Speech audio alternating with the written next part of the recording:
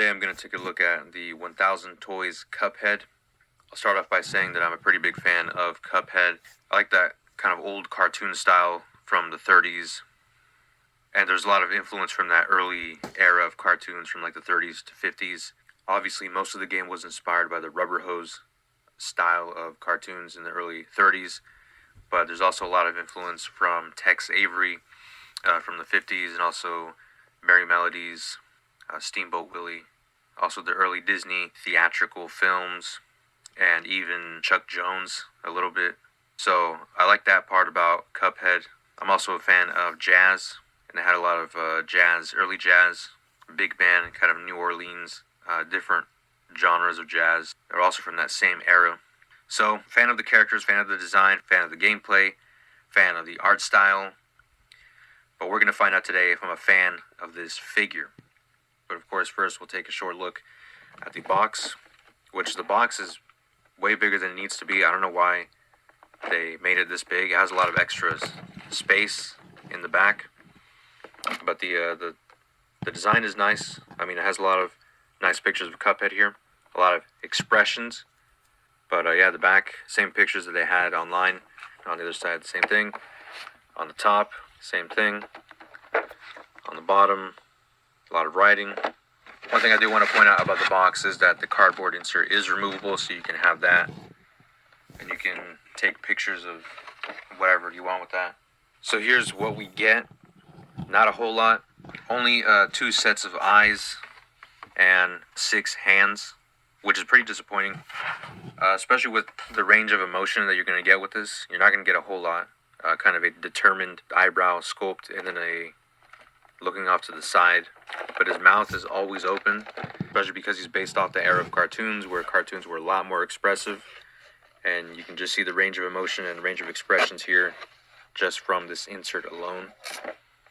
So it's pretty disappointing that we can't recreate any of these. Also, no effects. So no blast effects, no. And there's a lot of different weapons in the game that he used. So again, another missed opportunity.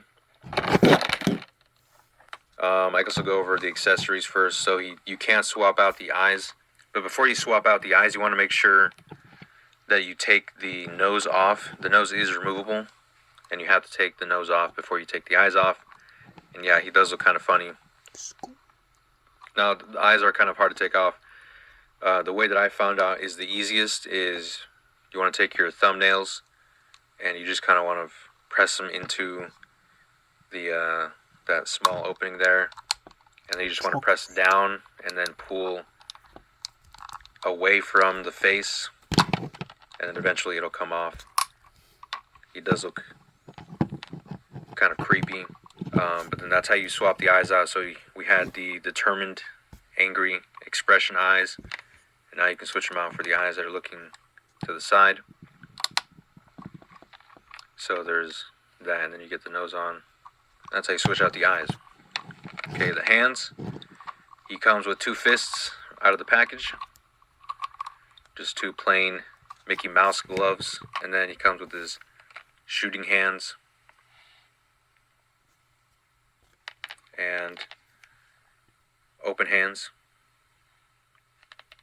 Okay, but now let's get into the actual figures. I'll just go from the top of the straw to the bottom of his Timbs, and I'll comment on everything. First thing I want to mention is that the straw is not movable, but the milk or whatever inside is, so you can move the straw around any way you want. So I guess that is one way of getting different expressions out of him. And that's what the top looks like. Then you have the eyes, which are just plastic with the cartoon pupils printed on. It looks fine. And then of course you have the nose, which again is removable, and it only goes in one way. You can't put it in upside down. Like it won't go in that way. It has to go in this way. It's the only way that it would fit. You have the mouth, which is flat. It is not sculpted or anything, which again is another point of disappointment for me. You do have the handle on the back of the cup. Now, for articulation, this joint is really weird. This neck joint, I'm not sure how well the camera's going to pick it up, but it is very odd. I've never seen a neck joint look like this. So I don't know how well you can see that, but it's kind of a weird looking like ratchet joint with a ball on top of it. It's basically like a ratchet disc with a ball on top of it. So an odd choice for a neck. I would have liked the traditional dumbbell joint for the neck, for the head articulation, but they went with that, and I guess it does work. So that much back, this much down. Then he does look side to side. It is a little stiff though, so I am worried about breaking that joint. There's a lot of pull to it, like the head will pull, it will twist the peg. So let me try to demonstrate that. So, like, see when you turn it, it's pulling on the peg. It's not turning. So there's some tension on the neck that is a little worrying. So you don't want to go twisting it too hard. You want to be careful with that. There is some tilt, a minimal amount, but it's still there. The head does kind of shift a little bit. I think it shifts forward and back, like so. So head articulation, I guess it's good. I just wish they would have done it a little bit differently, but it is functional. The head is not removable, by the way. I would have liked for it to have been removable, but it is not. It is very hard, and I'm afraid of snapping the joint in there. So that is another unfortunate thing. But the shoulders now are interesting. They go out that far. They go forward that far. They also go in and out. And we come into the first problem here with the shoulders. They pop out very easily. It is not broken. It just pops out. It's kind of like a cup, I guess. And then you have the actual ball here. Not really a butterfly. It's just the socket moving around the ball. So I guess it's like a butterfly, and it goes back that far, goes forward that much, not a whole lot. Now getting to my second problem with the arms here is that each of these separate, like the bicep piece and the forearm piece, are separate pieces of plastic.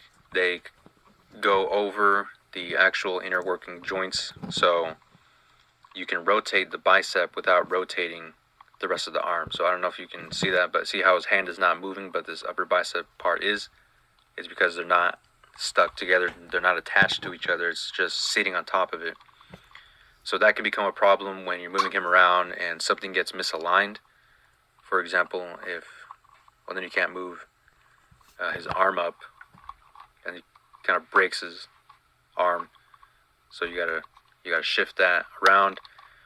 Then you can move it up. And also the forearm piece also rotates independently of the joint.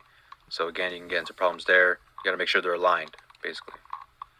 But he does get 90 degrees. Bicep swivel. The easiest way to move it is just to bend the arm first and then rotate it. Now the hands, they basically swivel, and that's it. It is on a ball joint. It doesn't function as a ball joint because there's not a lot of room in there for it to move freely. So you're just going to get swivel articulation, and putting on the hands is pretty easy. And so now it's got a different hand. All right. The body is interesting. It is a soft overlay, which allows for movement, and he does have a lower waist swivel. So he does swivel, and he does go back at the waist and forward, and he does move side to side a lot more, so that is nice. Okay, then we get into his red diaper here, which is a hard plastic, nothing special about it. But now we get into the legs, and we have a similar problem to the arms, where you have the shifting pieces that go over the actual joints themselves. So you have the shorts here, the leg of the shorts, which do float around, and he kicks forward that much. Pretty good. And then he kicks back tiny bit. And his legs do kick out that far. Not a whole lot. There is a swivel. You can move these pieces independently of the joint. So you have to be careful, or he's going to be breaking his leg. He does have a knee joint, again, 90 degrees. It's a decent looking knee bend from the front, I guess. But from the sides, that silver bolt really sticks out. Now coming down to the ankles, the articulation loses a lot of points here on the ankles. So again, you have a floating piece, so you can see it moves around. Now when you move the ankles down, it does have a nice range of motion, but as you can see, really bad gapping going on here. And you can see the joint. So that's really disappointing. Now one way to fix this is because the ankle part of the boot here does rotate by itself, so you can rotate it around to where you hide the gap, so then you get this.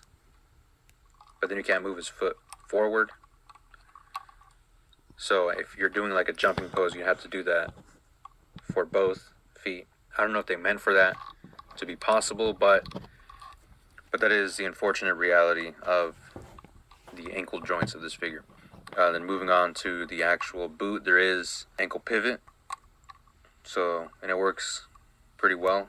There's toe, which is also nice. It does help stabilize the figure, although it does look ugly because of all that. The running poses are pretty easy to achieve.